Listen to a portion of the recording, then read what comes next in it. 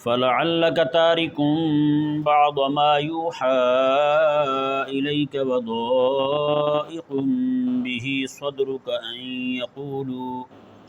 أَن يَقُولُوا لَوْلَا أُنزِلَ عَلَيْهِ كَنزٌ أَوْ جَاءَ مَعَهُ مَلَكٌ إِنَّمَا أَنتَ نَذِيرٌ وَاللَّهُ عَلَىٰ كُلِّ شَيْءٍ وَکِیلٌ۔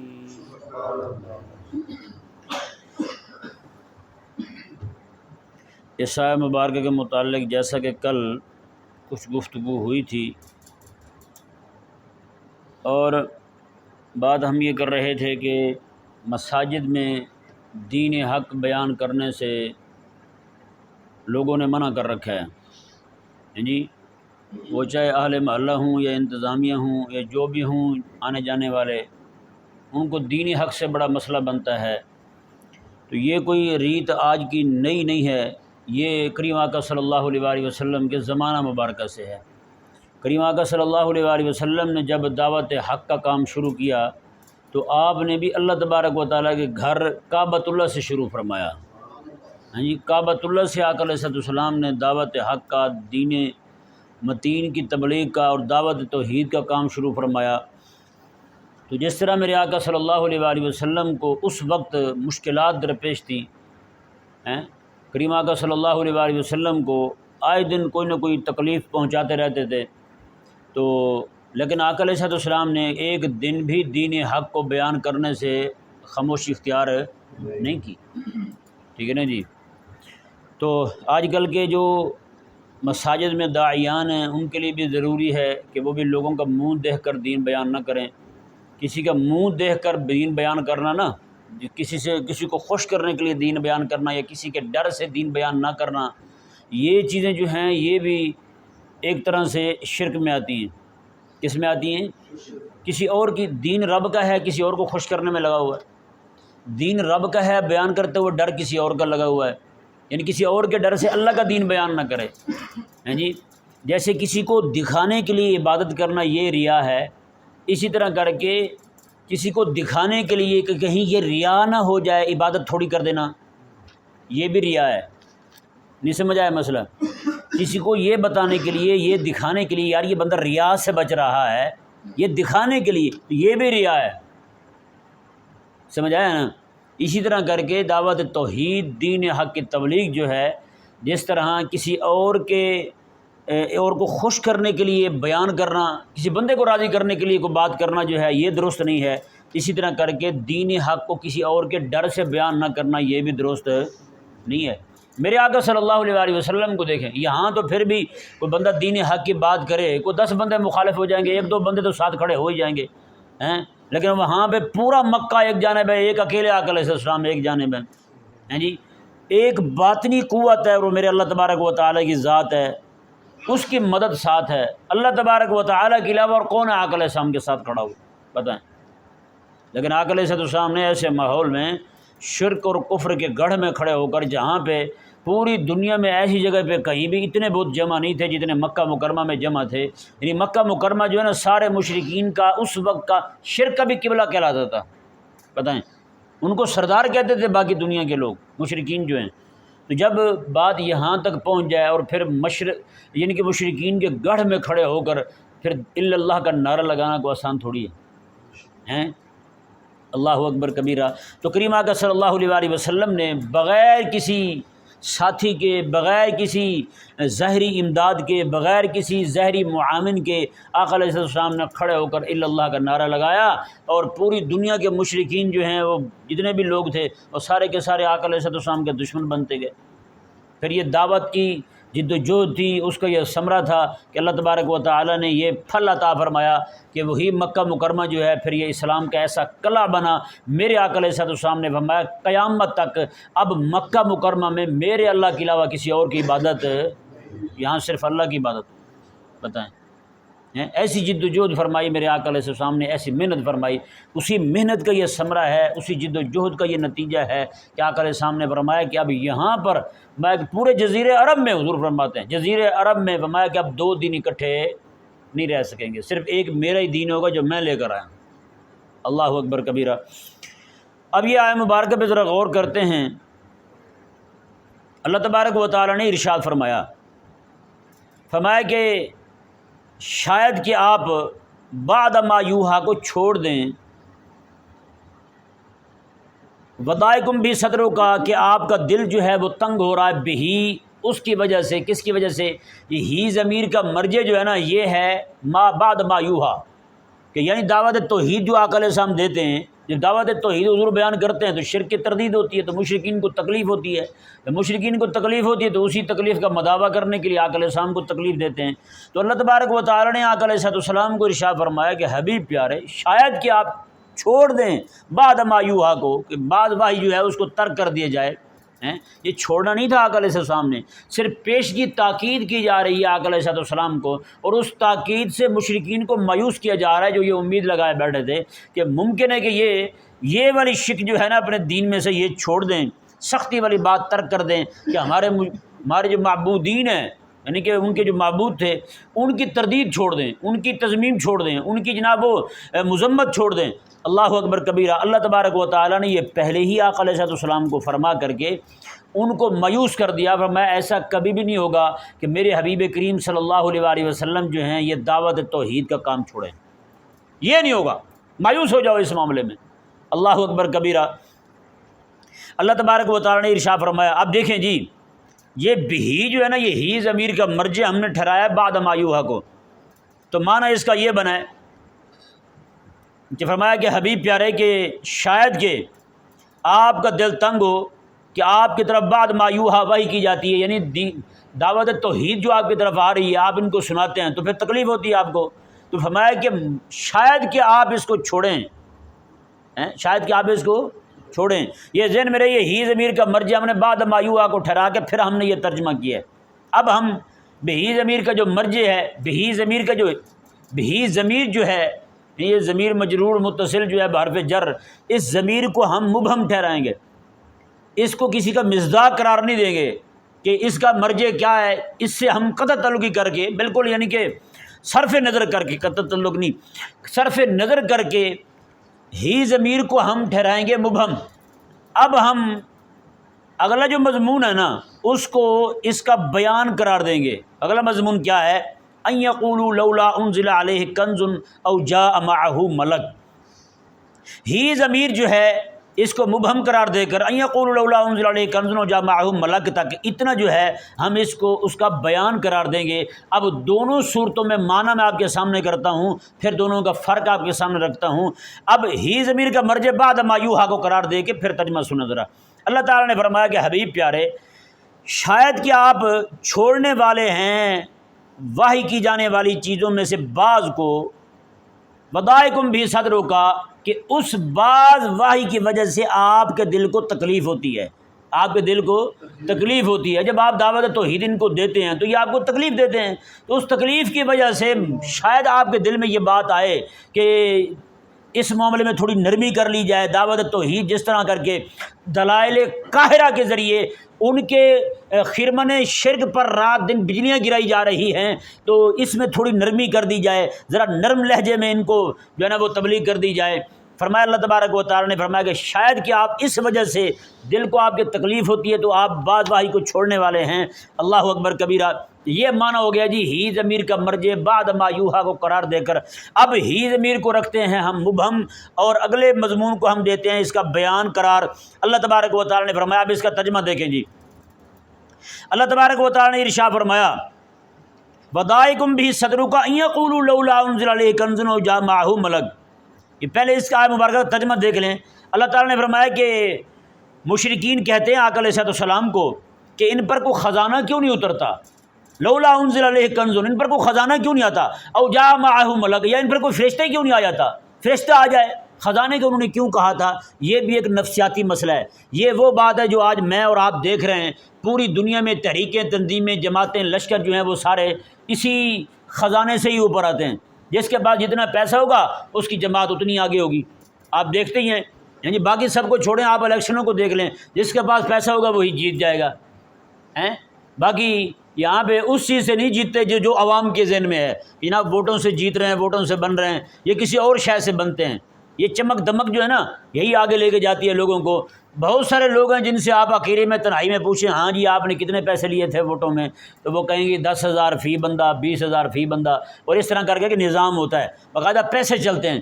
تو جس بندے کے پاس پیسہ زیادہ ہوگا اس کی تحریک اتنی ہی آگے ہوگی، کیونکہ ظاہری بات ہے لوگوں کو جمع کرنے کے لیے امیر لوگ اس کے ساتھ جلدی کھڑے نہیں ہوں گے، غریب لوگ کھڑے ہوں گے، بیچارے ان کو بھوک کی جو ہے نا وہ یاد ستائے گی، روٹی کی یاد ستائے گی، تو وہ صحیح طور پہ کام نہیں کر پائیں گے۔ تو اس لیے جماعتوں کے پاس، لشکروں کے پاس پیسے کا ہونا ضروری ہے، ان کے پاس خزانوں کا ہونا ضروری ہے۔ وہی بات ان بےایمانوں نے کی تھی، مشرکوں نے کی تھی، انہوں نے کہا تھا لولا انزل علیہ کنز، وہ ان پر کوئی خزانہ کیوں نہیں آ رہا؟ یہ جو آخر تحریک چلا رہے ہیں اپنی، ہاں جی تحریک احیاء اسلام کو لے کے چل رہے ہیں، اسلام کی باتیں کر رہے ہیں، دین کی باتیں کر رہے ہیں، ہر چیز ہم سے نئی لے کے آ رہے ہیں، ہم اپنی ایک جماعت بندی کر رہے ہیں، ایک اپنے طور پہ ایک لام بند ہو رہے ہیں، تو یہ پھر اپنے طور پہ کوئی خزانہ وغیرہ تو ان کے پاس ہے کوئی نہیں، پیسے وغیرہ تو ان کے پاس ہے نہیں، تو جماعت ان کی کامیاب کیسے ہوگی؟ چلو ان کے پاس پیسے آ جائیں، ممکن ہے ہم بھی شرک چھوڑ کے ان کی جماعت میں شامل ہو جائیں، تو پیسے آئیں، کچھ دکھائیں تو صحیح ہے۔ لولا انزل علیہ کنز، ان کے پاس وہ خزانہ ہے ہی نہیں، اور باتیں کرتے ہیں کہ نئی جماعت بنانے کی۔ نئی جماعت ایسے تھوڑی بنتی ہے بھئی، غریبوں کی کوئی جماعت ہوتی ہے؟ غریب زیادہ سے زیادہ اپنے گاؤں میں گھوم پھر لیں گے، باہر کی دنیا کیسے دیکھ پائیں گے؟ اللہ اکبر کبیرہ۔ یہی بات روم کے بادشاہ نے حضرت خالد بن ولید کو کہی تھی۔ اس نے جب دیکھا نا صحابہ کرام علیہ رضوان کے کپڑوں کو، کئیوں کے پرانے کپڑے، کئیوں کے پھٹے ہوئے، کئیوں کے سلے ہوئے دیکھ کے، اور چہرے پہ جناب وہ آثار بھی تھے، ہاں جی تھکاوٹ کی بھی اور باقی بھی معاملات کے، دیکھ کر کہ وہ کہنے لگا کہ مجھے لگا ہے، میں نے دیکھ لیا ہے، مجھے یقین ہو گیا ہے، آپ لوگوں کو یہاں بھوک لائی ہے، آپ کو میں اتنی روٹی دوں گا، اتنے کپڑے دوں گا، اتنا سامان دوں گا، آپ یہاں سے چلے جائیں۔ لیکن قربان جائیں، میرے آقا علیہ السلام نے جب یہ جماعت بنائی تھی، اس جماعت کو بناتے ہوئے میرے آقا علیہ السلام نے یہ نہیں کیا تھا۔ جماعت کو اللہ تبارک و تعالیٰ کے محبوب صلی اللہ علیہ وسلم نے جس بنیاد پر بنایا تھا وہ خالصاً للہیت بنیاد تھی اس کی، اللہ تعالیٰ کی محبت، اللہ تعالیٰ کی محبت کی بنا پر جو ہے نا ساری جماعت بنائی تھی۔ ساری جماعت کو ملتا کچھ بھی نہیں ہے، سارے لوگ مار کھاتے ہیں، یار کیسی جماعت تیار ہوئی ہوگی؟ مکہ میں سارے لوگ مار کھاتے ہیں، حضرت ابوبکر جیسے سردار جو ہے ان کو بھی تکلیف ہوتی ہے، ان کو بھی مارا جاتا ہے، ان کو بھی پیٹا جاتا ہے، آپ بے ہوش ہو جاتے ہیں، اتنا مار دیتے ہو۔ عثمان غنی رضی اللہ تعالیٰ عنہ جیسا تاجر، عرب کے بڑے تاجروں میں ایک نام ہے عثمان غنی رضی اللہ تعالیٰ عنہ کا، اس وقت آپ کو سگا چچا جو ہے وہ چٹائی میں باندھ کے ناک میں دھواں دیتا تھا، بتائیں۔ تو غریب جو امیر تھے ان کو بھی تکلیف ہوتی تھی بھائی۔ تو آقا علیہ السلام نے ایسی جماعت ترتیب دی ہے جو للہیت والی، خلوص والی، اللہ تبارک و تعالیٰ کی رضا کے لیے کام کرنے والی تھی۔ تو کیسر جو روم کا بادشاہ تھا نا، وہ حضرت خالد بن ولید رضی اللہ تعالیٰ عنہ کو کہنے لگا کہ تمہاری جو ہے نا غربت اور فقر جو ہے میں نے تمہارے چہروں سے دیکھ لیا ہے، جاؤ تمہیں سال میں اتنے کپڑے بھیجوں گا، اتنا کھانا بھیجوں گا، تمہارا انتظام ہو گیا، جاؤ۔ اللہ اکبر کبیرہ۔ حضرت خالد بن ولید رضی اللہ تعالیٰ عنہ نے ارشاد فرمایا کہ ہمیں یہاں پر بھوک نہیں لائی، ہمیں مدینے میں کسی نے کہا تھا رومیوں کا خون بڑا مزیدار ہے۔ کیسی بات ہے یار، کیسا ذلیل کرنے والا جملہ بولا ہے حضرت خالد بن ولید رضی اللہ عنہ نے رومیوں کے آرمی چیف کو۔ انہوں نے کہا تو ہمیں کپڑے کا لالچ دے رہا ہے، تو ہمیں روٹی کا لالچ دے رہا ہے، تو ہمیں کہہ رہا ہے کہ ہم تمہیں جناب گرم چادریں بھیجیں گے، گرم کپڑے بھیجیں گے، سردیوں کو گرمیوں کے لباس الگ الگ بھیجیں گے، کڑھائی والے جبے ہلے بھیجیں گے تمہارے امیروں کے لیے۔ کیسی بات کر رہا ہے تو؟ ہمیں بھوک نہیں لائی یا مدینہ سے یہاں، ہمیں کسی نے بتایا تھا رومیوں کو خون بڑا مزیدار ہے، تو آپ نے ہم تو یہاں خون پینے آئے ہیں، کرو تیاری، شروع کریں ہم کام۔ اللہ اکبر، کیسا جملہ بولا ہے حضرت خالد بن ولید رضی اللہ۔ اور آپ نے آگے پتہ کیا فرمایا؟ آپ نے فرمایا کہ دیکھ بات سن، میں ایسی جماعت تمہارے پاس لے کر آیا ہوں جیسے تم زندگی کو پسند کرتے ہو، یہ اسی طرح موت کو پسند کرتے ہیں۔ تم زندگی کو پسند کرتے ہو، یہ موت کو پسند کرتے ہیں، ایسے بندے لے کے آیا ہوں، تم کیسی باتیں کر۔ اب دیکھیں اس بات میں بھی اس بات کا جواب ہے کہ میں ایسی قوم لایا ہوں جو موت سے زیادہ، تم موت کو زندگی کو پسند کرتے ہو، وہ موت کو پسند کرتے ہیں۔ مطلب تم کہتے ہو روٹی اور بھوک لائی ہے، میں روٹی بھوک بندہ کھاتا ہے اپنی زندگی لمبی کرنے کے لیے، بھائی ان کو تو وہ لالچ کو نہیں لمبی زندگی کرنے کا۔ کیسی بات ہے بھائی، ان کو تو وہ لالچ کوئی نہیں، یہ تو تمہاری باتیں ہیں، تمہارے رونے ہیں۔ تم ایک دوسرے کو ملتے ہوئے کہتے ہو زے 1000 سال جیوندا رہ، قیامت تک جیویں، یہ باتیں تم کرتے ہو۔ بھائی ہم تو وہ لوگ ہیں، ہم وقت تڑپ رہے ہیں کہ کب وقت ہے کہ ہم اللہ تعالیٰ کی بارگاہ میں حاضر ہو جائیں۔ ہمارا تو منشا یہی ہے، ہم تو دنیا میں آئے ہی اس لیے ہیں تاکہ کوئی ایسی نیکیاں کر جائیں کہ اللہ تبارک و تعالیٰ کی بارگاہ کا قرب زیادہ سے زیادہ ہمیں حاصل ہو جائے۔ اللہ اکبر کبیرہ۔ تو کریم آقا صلی اللہ علیہ وسلم کو انہوں نے کہا، یہی کہا انہوں نے کہ ان کے پاس تو خزانہ ہے ہی، تحریک جماعتیں ایسی تھوڑی کامیاب ہوتی ہیں، وہ تو پیسے کے ذریعے کامیاب ہوتی ہیں، لیکن قربان جائیں کریم آقا صلی اللہ علیہ وسلم کی عظمت و شان پر۔ میرے آقا علیہ السلام نے تحریک کی بنیاد جب رکھی ہے نا، تحریک اسلام کی جب حضور نے بنیاد رکھی ہے تو وہ بنیاد رکھی ہی اس بات پر ہے کہ اس وقت بھی کسی کے پاس کچھ نہیں تھا، کسی کے پاس کچھ نہیں تھا، اور حضور خود فرماتے ہیں کہ 2 مہینے تک ہمارے گھر میں ہنڈیاں نہیں جلتی تھیں، 40 دن پورے ہمارے گھر میں روٹی نہیں بنتی تھی۔ بتائیں ایسے ایام ہوں، اور یہ نہیں کہ نعوذ باللہ من ذالک آقا علیہ السلام جو ہیں وہ مجبوراً آقا علیہ السلام فاقہ کرتے تھے، نہ یہ ذہن میں نہ رہے کبھی بھی۔ کریم آقا صلی اللہ علیہ وسلم نے خود ارشاد فرمایا کہ اگر میں چاہوں تو یہ پہاڑ سونے کے بن کے میرے ساتھ چلیں، یہ بخاری میں حدیث پاک ہے، میں اگر میں چاہوں تو یہ پہاڑ جو ہیں یہ سونے کے بن کے میرے ساتھ چلیں، جہاں بھی جاؤں میرے ساتھ جائیں یہ۔ لیکن آقا علیہ السلام نے فرمایا کہ میں نے رب کی بارگاہ میں عرض کی ہے، مولا مجھے ایک دن روٹی دے تاکہ کھا کے شکر کروں، دوسرے دن نہ دے تاکہ صبر کروں۔ اندازہ لگائیں، یہ میرے آقا علیہ السلام نے دعا کی تھی۔ اور ایک بار کریم آقا صلی اللہ علیہ وسلم ایک معاملہ ہونے پر حجرے میں تشریف فرمائیں، بالا خانے میں حضور تشریف فرماتے، کمرے کے اوپر کمرے میں وہیں حضور تشریف فرمائیں تو کسی کو ہمت نہیں پڑ رہی آقا علیہ السلام کے پاس جانے کی۔ حضرت عمر رضی اللہ تعالیٰ عنہ آپ آئے، دیکھا کہ آقا علیہ السلام چٹائی پر آرام فرمائے، ان کو دیکھ کر کے آقا علیہ السلام اٹھ بیٹھے۔ جب آقا علیہ السلام اٹھے تو حضرت عمر رضی اللہ تعالیٰ عنہ آقا علیہ السلام کی پشت مبارکہ پر چٹائی کے نشانات جو پڑ جاتے ہیں نا، آپ کو پتہ ہے چارپائی پر بھی لیٹیں بغیر قمیض کے نشان پڑ جاتے ہیں، وہ نشان پڑے ہوئے تھے آقا علیہ السلام کے جسم اطہر پر۔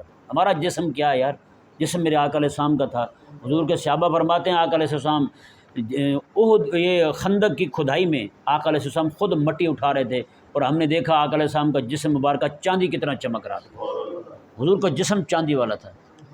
یار باقی سب چھوڑیں، آقا علیہ السلام کے غلام ہیں حضرت اسید رضی اللہ تعالیٰ عنہ، آقا علیہ السلام کے پاس بیٹھے ہوئے ہیں۔ آقا علیہ السلام نے ایسے بچے تھے، آقا علیہ السلام نے ان کے چہرے پر اس طرح ہاتھ پھیرا، چہرے پر ہاتھ پھیرا تو حضور کے صحابہ فرماتے ہیں، یہ جہاں بھی بیٹھے ہوتے تھے نا، ایک صحابی فرماتے ہیں میں ایسے ان کے سامنے بیٹھا ہوا تھا، مجھے ان کے چہرے میں یہاں پہ ماتھے میں ایک بندہ چلتا ہوا دکھائی دیا، میں نے پیچھے دیکھا تو دور سے کہ بندہ آ رہا تھا۔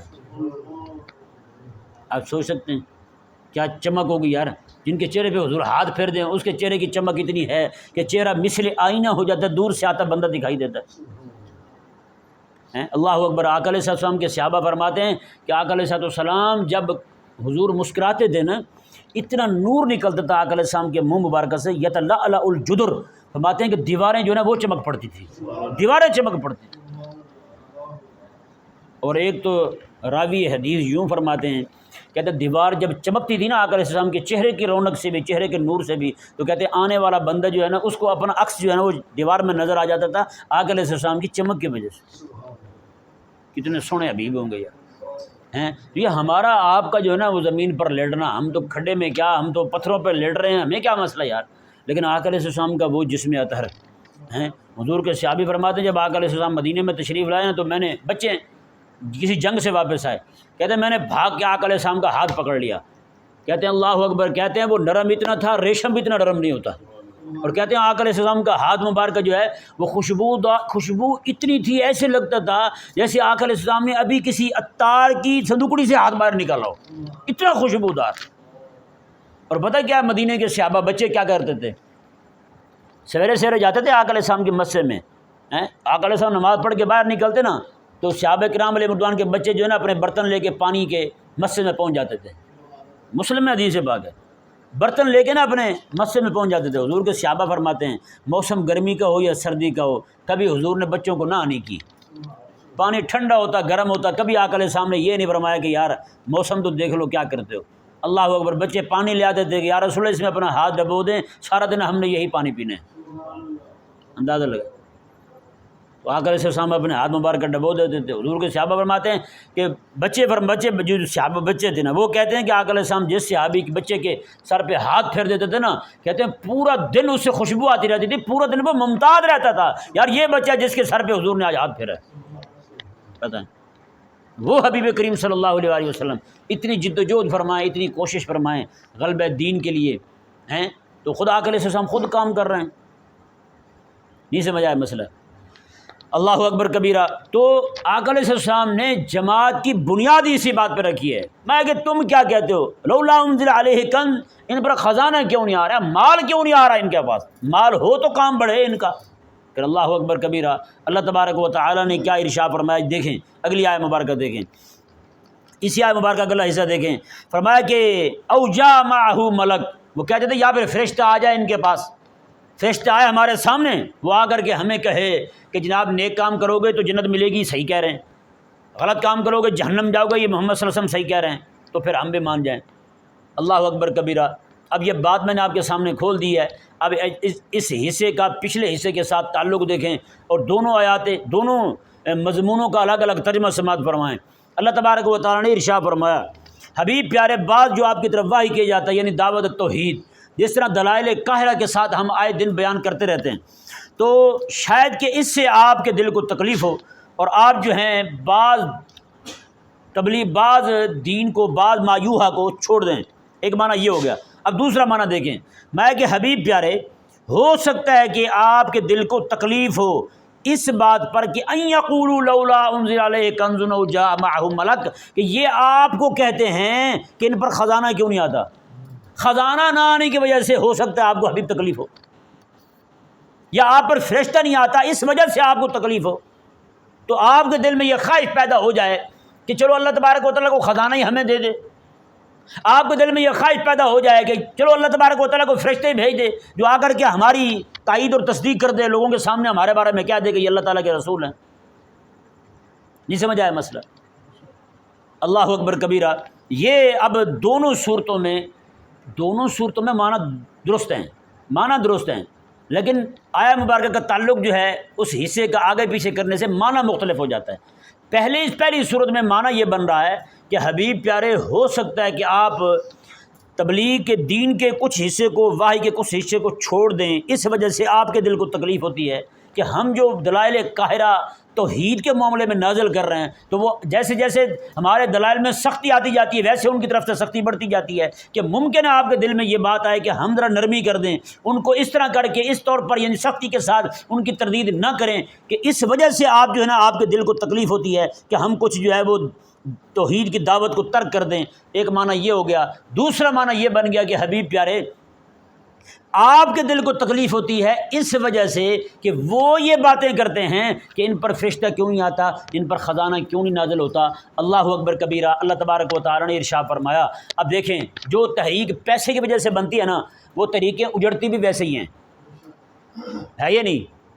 وہ تحریک ختم بھی ویسے ہی ہوتی ہے۔ وہ آقا علیہ السلام کے صحابی تھے نا، بیٹھے ہوئے ہیں ایک جگہ قرآن پاک پڑھا رہے ہیں، بڑے عرصے کے بعد ایک بندہ پھر دوبارہ گزرا وہاں سے، اس نے دیکھا پھر بیٹھے ہوں، وہ آیا کہنے لگا حضرت اتنا عرصہ پہلے آپ کو دیکھا تھا آپ یہیں بیٹھے تھے، آج پھر گزرا ہوں آپ یہیں بیٹھے ہیں، کیا وجہ ہے؟ انہوں نے فرمایا یار حضور کی ایک حدیث نے مجھے بٹھا رکھا یہاں، حضور کی ایک حدیث نے بٹھا رکھا۔ انہوں نے کہا جی وہ کون سی؟ انہوں نے کہا آقا علیہ السلام میں خیرکم من تعلم القرآن وعلمہ، تم میں بہترین وہ ہے جو قرآن سیکھے بھی قرآن سکھائے بھی۔ یہی حدیث بتائیں، آج بھی آپ دیکھ لیں وہی تحریک ہے یا نہیں؟ امام مسجد کی تنخواہ کتنی ہوتی ہے؟ 20,000 30,000 زیادہ سے زیادہ دے دیں گے، 25-35,000 دے دیں گے، ہیں بتائیں۔ عام جو بندے کام کرنے والے وہ بھی اتنے پیسے پہ کام نہیں کرتے۔ مدرسے پڑھانے والے علماء ہیں جی، ایک عالم میرے پاس ہے 8 سال سے پڑھا رہے تھے، تنخواہ ان کی کتنی ہے؟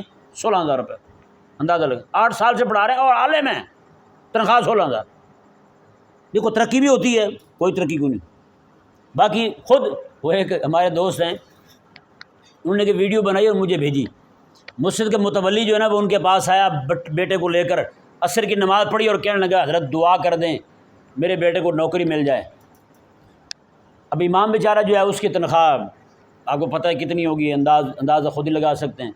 اس نے دعا کے لیے ہاتھ اٹھایا، کہنے لگا یا اللہ میری مسجد کا متولی اور صدر ہے، اس کے بیٹے کو اتنی بڑی نوکری دے، اس کی اتنی تنخواہ ہو جتنی میری ہے، جتنی میری ہے۔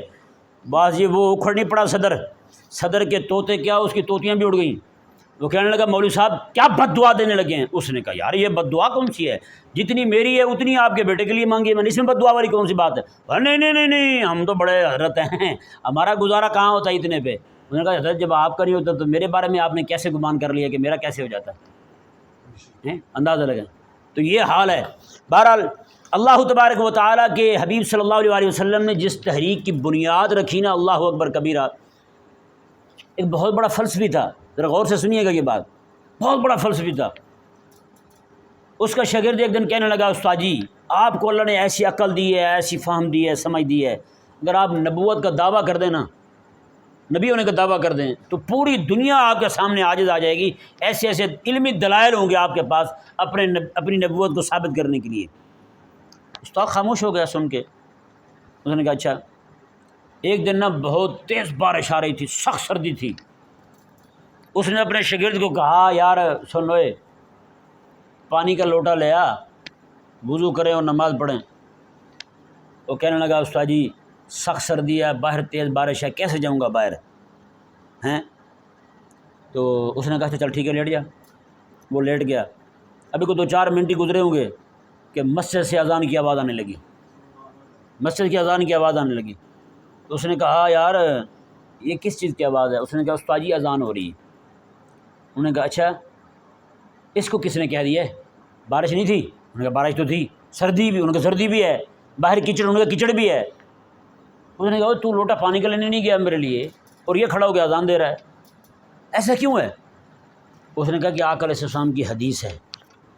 اس نے کہا آج 1000 سال ہو گئے آقا علیہ السلام کو دنیا سے گئے ہوئے، اس کو آقا علیہ السلام کہنے آئے ہیں؟ اس نے کہا نہیں کہنے آئے. اس نے کہا پھر اذان کیوں دی اس نے؟ اس نے کہا حضور کا حکم ہے. اس نے کہا خدا تجھے ہدایت دے، 1000 سال پہلے حضور نے حکم دیا تھا میرے غلاموں اذان تم نے پڑھنی ہے. تو آج وہ مؤذن جو ہے اس نے بارش کی پرواہ نہیں کی، کیچڑ کی پرواہ نہیں کی، کپڑے گیلے ہونے کی پرواہ نہیں کی، سخت سردی کی پرواہ نہیں کی، مسجد میں پہنچا ہے، 1000 سال بعد بھی حکم حضور کا ایسے عمل کر رہا ہے اس پر کہ اذان پڑھنے آ گیا ہے. اور تو میرا شاگرد ہو کے میرے قریب رہ کے میں تجھے کھلاتا پلاتا ہوں، ساری تیری خدمت کرتا ہوں، اور تو میری بات نہیں مانتا. میں نبی بن جاؤں تو میری کس نے بات ماننی ہے؟ بتا. مجھے تو نے بطور استاد کے مطاع نہیں مانا، بطور نبی کے مجھے کیسے مطاع مانو گے آپ لوگ؟ انہوں نے کہا یہ شان اللہ نے میرے حبیب کو عطا فرمائی ہے، 1000 سال پہلے میرے آقا علیہ السلام نے میں تھا اذان پڑھنا. اب بتائیں نا یار، وہ تحریک جس چیز کی بنیاد رکھی گئی تھی للہیت پر، خلوص پر، آج بھی اسی چیز پر وہ دین چل رہا ہے میرے آقا علیہ السلام. آج بھی اسی بات پر میرے آقا علیہ السلام کا کام جو ہے نا وہ چل رہا ہے. یہی وجہ ہے. اگر اس وقت بھی یہ پیسہ ہوتا، خزانے ہوتے، سارا کچھ ہوتا، اور جب تک وہ چلتا رہتا لوگ ساتھ رہتے، جیسے وہ ختم ہوتا لوگوں نے دین چھوڑ دینا تھا. یہ نفسیاتی مسئلہ یار. آپ تحریکوں کو دیکھتے ہیں، آئے دن تحریکیں نہیں ٹوٹتی. سارے بھیڑ بکریاں اٹھ کے ساری جماعتوں سے نکل کے ایک جماعت میں آ جاتے ہیں. اس جماعت کی حکومت بنی، جب وہ حکومت ٹوٹی تو سارے پریس کانفرنس کر رہے ہوتے ہیں، ساڈا ان کے ساتھ کوئی تعلق نہیں ہے، ہم ان سے براء البراء ہیں، بری الذمہ ہیں جی، ہم ان سے برات کا اعلان کرتے ہیں. کرتے نہیں کرتے. باقی سب کو چھوڑیں. حضرت غیر اقدس جناب چودھری فواد حسین صاحب کتنی جماعتیں بدل چکے ہیں. پیپل پارٹی میں وہ رہے، مشرف کی جماعت میں وہ رہے ہیں جی، پھر عمران خان کی جماعت میں وہ آگے، آج کل پھر پریس کانفرنس کر رہے ہیں آگے پیچھے گھومتے ہوئے. اس سے کسی نے پوچھا، ابھی اس کی ویڈیو ایک دوست نے مجھے بھیجی، اس سے کسی نے پوچھا ہاں جی جب آپ کو پکڑ کے لے کے گئے ہیں تو تفتیشی جو ہیں جب آپ کے سامنے آئے تھے تو پھر کتنی آپ نے اڑی کی تھی؟ آپ نے کہا تھا لے کے رہیں گے آزادی، چین کے رہیں گے آزادی، تو کتنا کہا تھا؟ آگے سے پنجابی میں کہتا میں تو جانے پیری پہ گیا سی، میں کہ جی معاف کر دو، میں یہ بندہ کو نہیں، میں ڈڈو پروگرام ہاں، تو لہٰذا لڑن والا کام میرے کو نہیں ہوتا. اب حساب لگا سکتے ہیں آپ. تو یہ جماعتیں، یہ تحریکیں ایسی ہوتی ہیں. لیکن قربان جو ہیں دوسری طرف آقا علیہ السلام کے صحابی ہیں، یعنی جن کو مدعی نبوت جو ہے ان کا پورا ہاتھ کاٹ دیتا ہے. ہاتھ کاٹنے کے بعد کہتا ہے بتاؤ تیرا نبی آخری نبی ہے؟ اس نے کہا یہ بھی کٹ جائے تب بھی میرا نبی آخری ہے. جی اس نے دوسرا بازو کاٹ دیا، بتا. اس نے کہا آخری نبی وہی ہیں. ٹانگ کاٹ دی، انہوں نے کہا اب، انہوں نے کہا وہ آخری نبی وہی ہیں. دوسری ٹانگ کاٹ دی، انہوں نے کہا ہاں، انہوں نے کہا آخری نبی وہی ہیں. پھر اس نے گلے پہ جناب تلوار پھیر دی، انہوں نے کہا اب بھی وہی، اب بھی وہی. ایمان تو یہ ہے، جو کہہ دیا بس سو کہہ دیا، بس اس کے علاوہ کوئی بات نہیں ہے. اور اللہ اکبر کبیرہ. اللہ تبارک و تعالیٰ نے ارشاد فرمایا، جی دیکھیں، فرمایا کہ حبیب پیارا یہ خزانے کیا ہیں، یہ فرشتے بھیجنے کیا ہیں، مقصد آپ کا کیا؟ انما انت نذیر، حبیب آپ سے ڈر سنانے کے لیے آئے ہیں. یہ خزانے دکھانے، یہ دنیاوی چمک دمک، یہ تو آپ کا کام ہی کوئی نہیں ہیں. اللہ اکبر کبیرہ. باقی رہی بات واللہ علی کل شیء وکیل، اللہ تبارک و تعالیٰ ہر ایک شے پر اللہ نگہبان ہے. اللہ نگہبان ہے، اللہ تعالیٰ دیکھ رہا ہے. حبیب آپ کا کام جو ہے نا آپ وہ کرتے رہیں، ان کے مطالبات کو رکھیں پڑے. بس دیکھیں حبیب کریم علیہ السلام نے کبھی بھی یہ نہیں کرنا تھا دعوت توحید کا کام ترک کر دیں، لیکن اللہ تبارک و تعالیٰ نے استفہامی طور پر حبیب سے پوچھ کر کے حقیقت میں ممانت فرما دی، تاکید فرما دی، اور مشرکین کو اللہ نے مایوس فرما دیا، فرمایا کہ نہ تو میرے حبیب کریم علیہ السلام دل کے تنگ ہونے کی وجہ سے دعوت توحید چھوڑیں گے، نہ حبیب کریم علیہ السلام تمہارے کہنے پر خزانے نکالیں گے۔ خزانے میں نکال سکتا ہوں لیکن نہ یہ کام نہیں کرنا۔ اور دوسرا اللہ تبارک و تعالیٰ نے فرمایا کہ فرشتے، فرمایا نہ، اگر فرشتے تمہارے سامنے آ جائیں تو پھر ایمان بالغیب کیسے رہے گا تمہارا؟ ظاہری بات ہے فرشتے ہونے کی صورت میں تمہارے سامنے آ نہیں سکتا، تم سے خود برداشت نہیں ہونا، آئے گا تو انسانی صورت میں آئے گا، جب انسانی صورت میں آئے گا تم کہو کہ یہ انسانی ہمارے سامنے کھڑا ہے، فرشتہ تم نے پھر نہیں ماننا ہے۔ اللہ تبارک و تعالیٰ میں حبیب پر بات ایک ہی ہے، انما انت نذیر، آپ صرف ڈر سنانے والے ہیں، آپ سنائیں اور آپ کا کام ختم، آگے ہم جانیں اور یہ جانیں۔